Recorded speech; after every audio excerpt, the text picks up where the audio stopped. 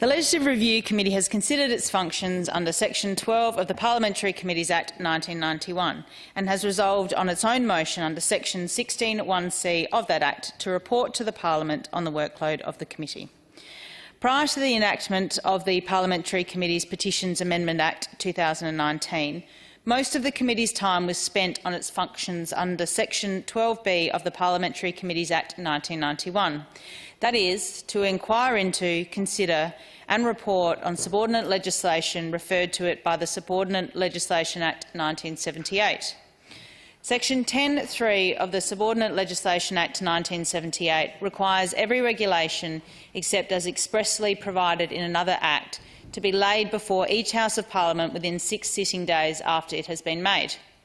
Every regulation that is required to be laid before Parliament is referred to the committee under Section 10(a)(1) of the Subordinate Legislation Act 1978. Under Section 4 of the Subordinate Legislation Act 1978, regulation means a regulation, rule or a bylaw. That said, an Act may also deem other types of instruments to be a regulation for the purposes of tabling the instrument in the Parliament and referring the instrument to the committee, such as in the case with fee notices. The practical effect of the above provisions of the Subordinate Legislation Act 1978, together with provisions of other acts that deem other types of instruments to be a regulation, is that the committee is responsible for inquiring into, considering and reporting to Parliament on a large body of law made under Acts of the Parliament. However, in terms of its workload, the number of instruments that the committee reviews in any given year is less of a concern for the committee than the complexity of instruments that the committee reviews and the quality of explanatory material that accompany those instruments. On the 20th of March 2019, the member for Florey introduced into the other place a bill for an Act to amend the Parliamentary Committees Act 1991. There was some discussion about these proposed changes to the Parliamentary Committees Act, and I would like to quote some of the discussion in this chamber here today. According to the member for Florey, the bill titled the Parliamentary Committees Petition Amendment Bill, the Petitions Bill, proposed modest changes and does two main things. First, in clauses 3 and 4, it expands the functions of the Legislative Review Committee so that the committee is tasked with inquiring into, considering and reporting on eligible petitions referred to it under new Section 16B. The mechanism seeks consideration of community issues by referring petitions to a committee for examination. To avoid creating a new committee, use of existing committees is the obvious solution. The Legislative Review Committee appears to have the capacity, which would avoid further backlogging the Social Development Committee.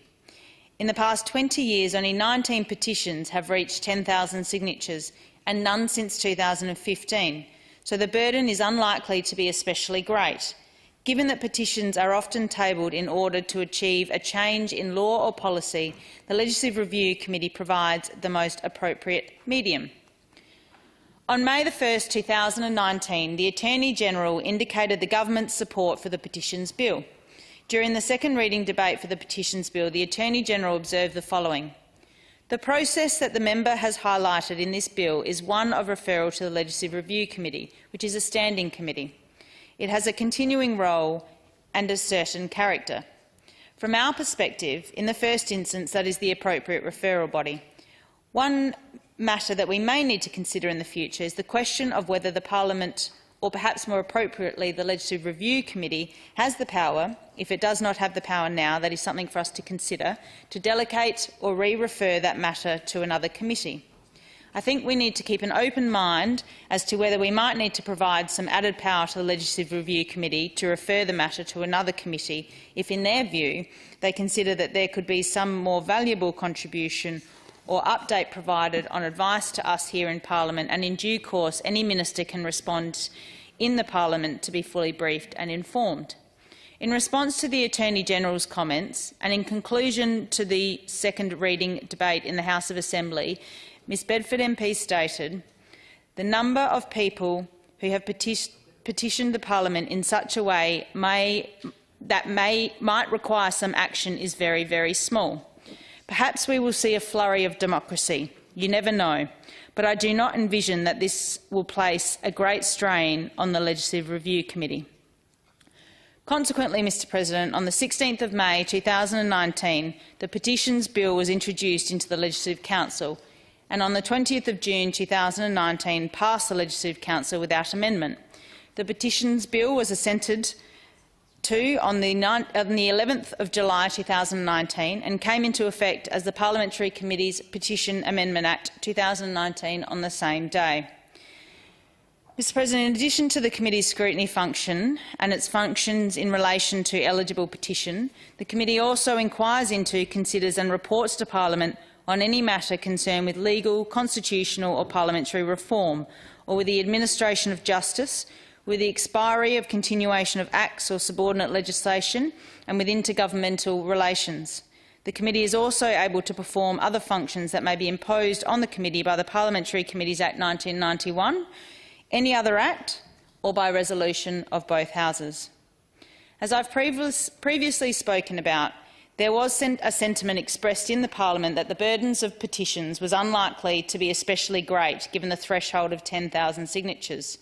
In contrast to that sentiment, the Parliament referred 3 petitions to the committee under Section 16B of the Parliamentary Committees Act 1991 within 6 months.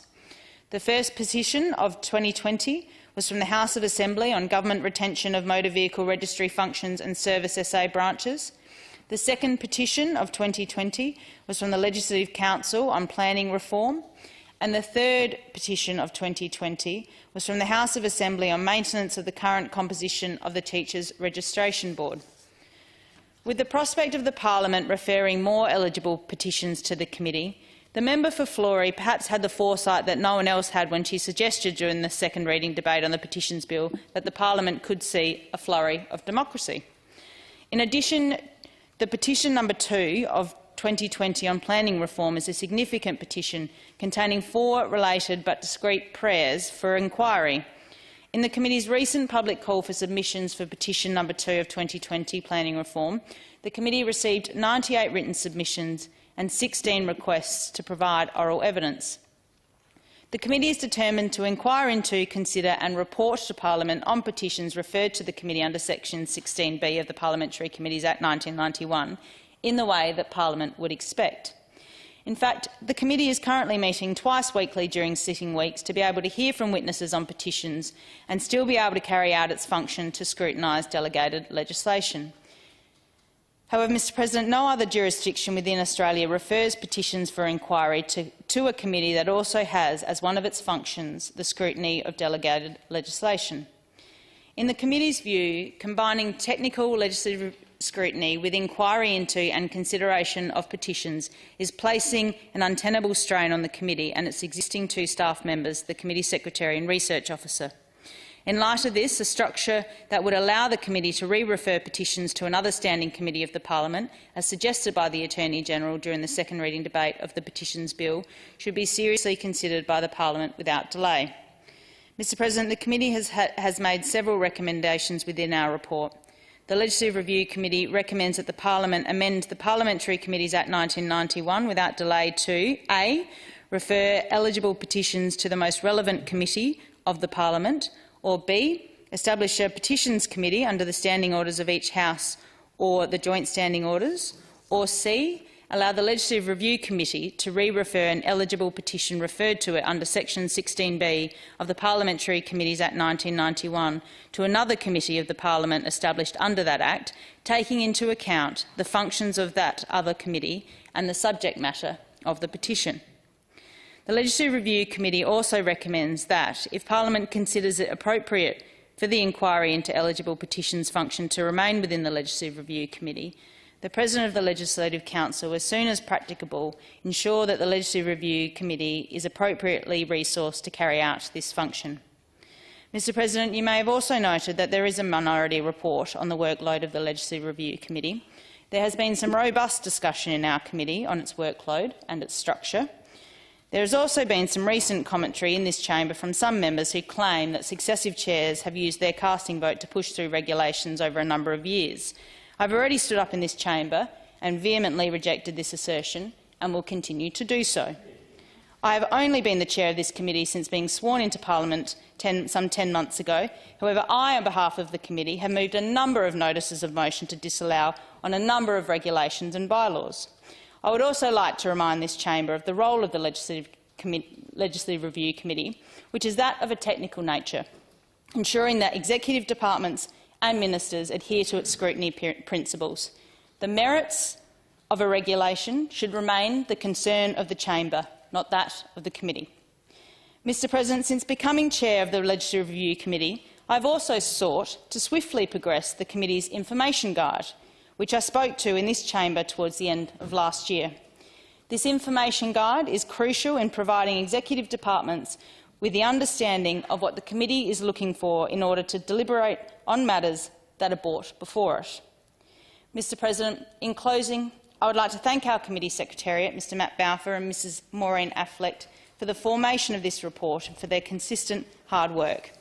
I would also like to thank other members of the committee, the Honourable Connie Benares and the Honourable Irene Vevmadikos, as well as members from the other place, the member for Narungga, Mr Fraser Ellis, the member for Ramsay, the Honourable Mrs Zoe Bettison, and the member for MacKillop, Mr Nick McBride. With that, I commend the report to the House.